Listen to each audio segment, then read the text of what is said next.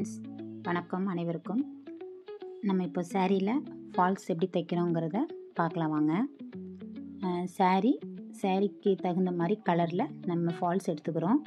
Sorry open பண்ணிவிட்டு matching இருக்கான்னு பார்க்குறோம். பார்த்துட்டு சாரியோட லைட்டாக கஸ்டமர் எடுத்து கொடுத்தனால கொஞ்சம் லைட் ஷேடாக இருக்குது. ஓகே, பரவாயில்ல.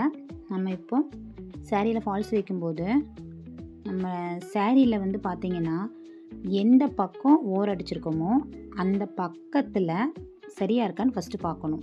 அதாவது உள்பக்கம் வச்சு பார்த்துட்டு சாரியில் இருந்து 4 இன்ச்சு கேப்பு விட்டு நம்ம ஃபால்ஸ் வைக்கிறோம். ஃபால்ஸ்லேயும் இன் அவுட்டை பார்த்துக்குறோம். அந்த ஃபால்ஸில் உள் துணி பக்கம் அடிச்சுட்டு ஒரு 4 இன்ச்சு கேப்பில் நம்ம ஸ்டிச் பண்ண போகிறோம்.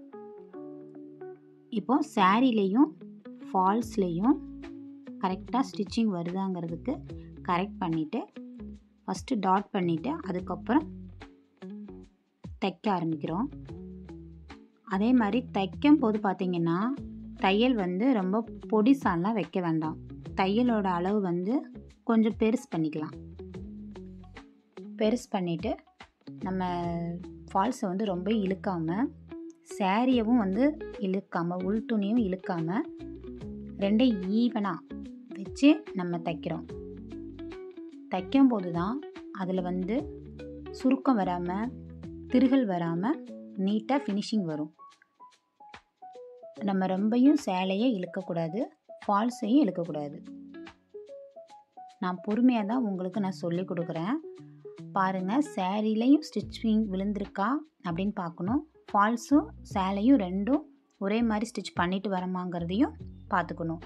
அதே மாதிரி தையல் விழுகுதாங்கிறதையும் நம்ம பார்க்கணும். தையல் விழுகாமே நம்ம தைச்சிட்டு வந்துட்டோமாங்கிறதையும் ஒரு தடவை பார்த்துக்கலாம் ஃப்ரெண்ட்ஸ்.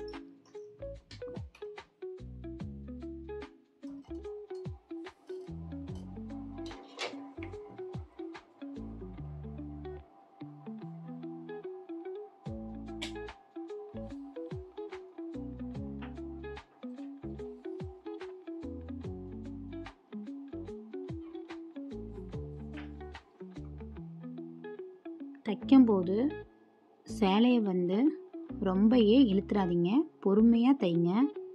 பொறுமையாக தைக்கும்போது மட்டும்தான் நம்மளால் ஃபினிஷிங் நல்லா கொடுக்க முடியும். இந்த ஃபால்ஸ் நம்ம மிஷின் தையல் மட்டும் போட்டால் தைக்க முடியுன்றது இல்லை. இது கை தையல்லையும் பண்ணலாம், ஹெம்மிங் பண்ணலாம். ஃபால்ஸ் முடிய போகிற இடத்துக்கு வரும்போது அதே மாதிரி உள்பக்கம் மடித்து விட்டு ஒரு 1/4 இன்ச்சில் மடித்து விட்டு நம்ம தைச்சி அதை லைட்டாக சாரி இழுக்காமல் இந்த கார்னரை திருப்பி அதே மாதிரி அந்த ஃபோல்டு பண்ணியிருக்கிறதுக்கு தகுந்த மாதிரி நேராக ஸ்டிச் பண்ணி அந்த கார்னரில் கொண்டு அந்த ஊசி கரெக்டாக உள்ளே இறங்குற மாதிரி வச்சு அதுக்கப்புறம் நம்ம சாரி திருப்பினோம்னா நம்ம துணி நகராது.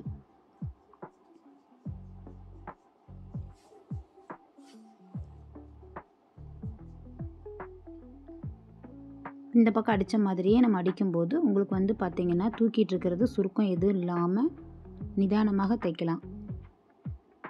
பாருங்கள், ஒரே ஈவனாக கொஞ்சம் லைட்டாக தட்டி விட்டு தைக்கும்போது அது கரெக்டான அந்த தூக்கல் இல்லாமல் அழகாக வரும். பாருங்கள் எப்படி வருதுன்னு பாருங்கள் ஸ்டிச்சிங். ரொம்ப இழுத்திங்கன்னா தூக்கி தூக்கி திருகலாக அசிங்கமாக இருக்கும். சாரி கட்டும்போது ஃபுல் ஃபினிஷிங் வராது.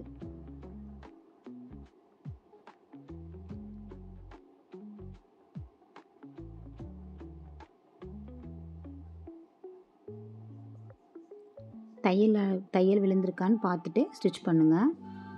ரொம்ப இழுக்காதீங்க சாரியை. சாரி ஃபால்ஸ் வைக்கும்போது பொறுமையாக ஸ்டிச் பண்ணோம்னா கொஞ்சம் நல்ல ஃபினிஷிங் கொடுக்கும். ஏன்னா நம்ம சாரி கட்டும்போது ஃபிலிட் எடுக்கும்போது பார்த்திங்கன்னா அந்த ஃபால்ஸோட ஃபினிஷிங் தான் சாரியோட அழகாக காட்டும். அப்போ நம்ம ஃபிலிட் எடுக்கும்போது நீட்டாக இருக்கும். எப்படி அந்த கார்னரில் எப்படி நம்ம ஃபோல்டு பண்ணி நம்ம மடித்து தைச்சோமோ அதே மாதிரி எண்டுலேயும் அதே மாதிரி அந்த ஊசியை இறக்கி திருப்பினோம்னா அழகாக அந்த இது நகராமல், துணியும் நகராது, ஊசியும் நகராமல், தையலும் நகராமல் நீட்டாக வரும். கடைசி முடிக்கும்போது டாட் போட்டு முடிச்சிடணும். பாருங்கள், ஃபால்ஸ் வச்ச உடனே எவ்வளோ அழகாக வந்திருக்கு பாருங்களேன்.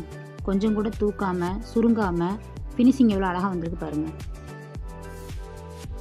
நம்ம தைச்சி முடிக்கும்போது இப்படி இருந்தால் தான் அந்த சாரி கட்டும்போது ஃபுல் ஃபினிஷிங் அழகாக இருக்கும்.